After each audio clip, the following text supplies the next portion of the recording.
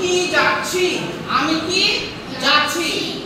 আমি বলেছিলাম যদি প্রেজেন্ট কন্টিনিউয়াস টেন্সে যদি প্রশ্নবোধক চিহ্ন যদি থাকে, ইন্টারোগেটিভ সেন্টেন্স যদি রেডি করতে হয়, তখন আমরা কি ভাবে করব?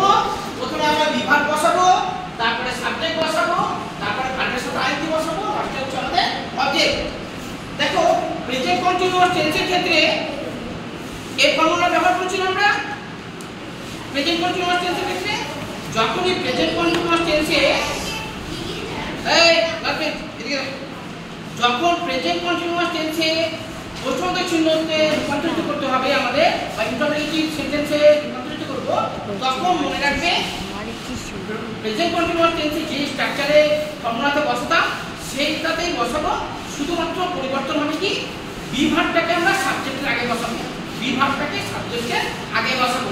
দেখো এখানে কিন্তু আমি করে দিয়েছি, প্রথমে বিভাগ, তারপরে সাবজেক্ট, ভার্বের সাথে আইএনজি, বাকিটা হচ্ছে আমাদের অবজেক্ট। বন্ধুরা অসুবিধা মনে হচ্ছে?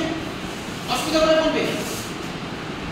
যদি ইন্টারোগেটিভ সেন্টেন্সে যদি রূপান্তরিত করতে হয়, প্রেজেন্ট কন্টিনিউয়াস টেন্সে যদি থাকে সেন্টেন্সটা, তখন আমরা বিভাগ, সাবজেক্ট, ভার্বের সাথে আইএনজি, লাস্টে হচ্ছে অবজেক্ট।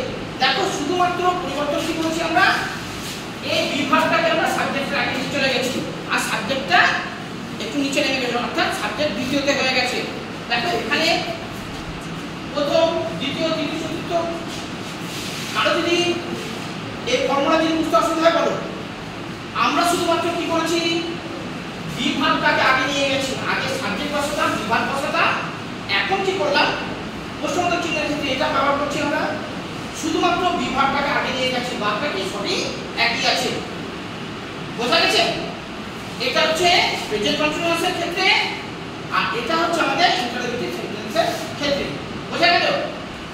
তাহলে এই অনুযায়ী আমরা এখন বসাবো, আমি কি যাচ্ছি, আমি কি যাচ্ছি, আমি যাচ্ছি, আমি যাচ্ছি। তাহলে আমরা কি বলবো, মানে প্রশ্নবোধক চিহ্ন নয়, আই এম গোয়িং। আমি সাবজেক্ট হচ্ছে আমি, তাহলে আই যাচ্ছি, মানে যাওয়া শেষ হয়ে যায়নি, বিভাগ লাগবে। সাবজেক্ট হচ্ছে আমাদের আমি, আই, বিভাগ হচ্ছে আই এর পাশে এম বসাবো, আই এম যাচ্ছি, গোয়িং, আই এম গোয়িং।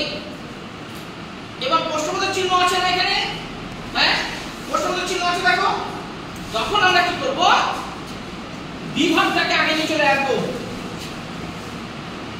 তাহলে বিভাগ কি বসাবো আগে, um, um, I going, um I going. হয়ে গেছে। আমি শুধুমাত্র কি করলাম, এটা আমার ঠিক, বিভাগটাকে আগে বসালাম, অর্থাৎ এম। বোঝা গেল? একবারে সোজা, কিচ্ছু নেই।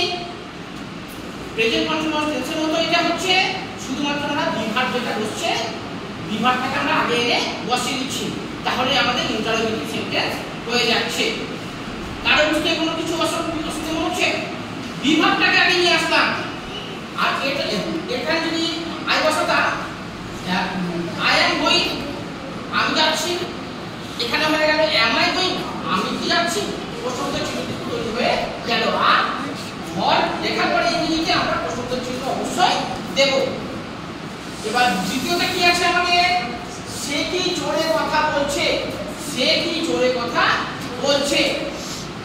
এটা নাই কি নাই, প্রশ্নবোধক চিহ্ন নাই, সে জোরে কথা বলছে। তারপরে he is speaking loudly, he is speaking loudly. Subject verb object ওইভাবে করলাম আমরা, তাই তো। মাঝে সাবজেক্টের পরে যেহেতু বলছে, কথা বলছে, বলা শেষ হয়ে যায়নি, সেজন্য আমরা বিভাগ ব্যবহার করলাম। সাবজেক্ট কিভাবে হবে, কিন্তু সাবজেক্ট কি দ্বিতীয়তে, সে জোরে কথা বলছে, সিও হতে পারে, হিও হতে পারে। বিভাগ কি বসাবো, বিভাগ কি বসাবো, ইজ। জোরে স্পিকিং, জোরে কথা, কথা হচ্ছে স্পিকিং, আর জোরে হচ্ছে লাউডলি। এবার তাহলে আমি উল্টো বলতে কি বিভাগটা কাটে রাখবো। ইজ বলেছিলেন আগে, বিভাগ হচ্ছে is, he, easy, speaking, easy speaking. হাতে লেখা বুঝতে অসুবিধা হতে গেলে বলবে। সাবজেক্ট, বিভাগ, সাবজেক্ট, ভার্বের সাথে আইএনজি, লাস্ট হচ্ছে অবজেক্ট।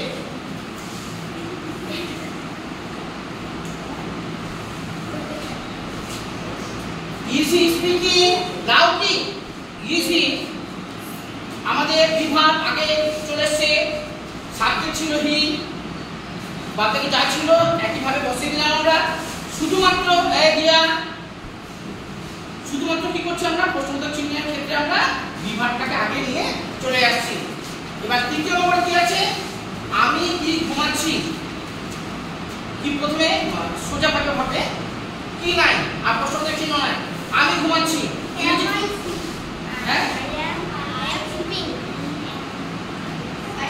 আমি ঘুমাচ্ছি বললাম তো। I am sleeping. I am sleeping. এটাকে দেখি, I am sleeping. এটা তো প্রশ্নোত্তর চিহ্ন হবে না, ঠিক আছে। এবার এটাকে প্রশ্নোত্তর চিহ্নতে রূপান্তরিত করতে গেলে আমরা কি বলেছিলাম, বিভাগকে সাবজেক্টের আগে নিতে হবে। বিভাগটাকে আমরা আগে নিয়ে চলে আসবো। তাহলে আগে কি বসাবো আমরা, am, হ্যাঁ am I sleeping, S L E P I N G, আর প্রশ্নোত্তর চিহ্ন দিয়ে দিলাম। বোঝা গেছে?